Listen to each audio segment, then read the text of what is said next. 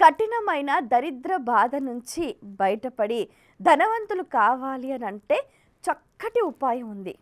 ఒక్క 41 రోజులు ఎంతో చక్కగా ఏకాగ్ర చిత్తంతో ఉదయం 6 గంటలకు సాయంత్రం 6 గంటలకు కనకధార స్తోత్రాన్ని చదువుతూ లక్ష్మీదేవికి బిల్వ దళాలతో అర్చన చేస్తే అసలు మీరు ఊహించని రీతిలో మీకు ధన ఆదాయ వృద్ధి కలుగుతుంది. ఒకానొక సందర్భంలో ఇటువంటి ఉపచారాన్ని ఇటువంటి తంత్రాన్ని చేసి ధనవంతులైన వారి చరిత్ర మనకు స్పష్టంగా ఉదాహరణగా ఉందన్నమాట.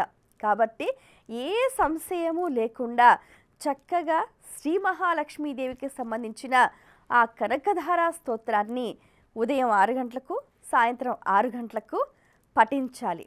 అలాగే లక్ష్మీదేవిని బిల్వదళాలతో అర్చించాలి.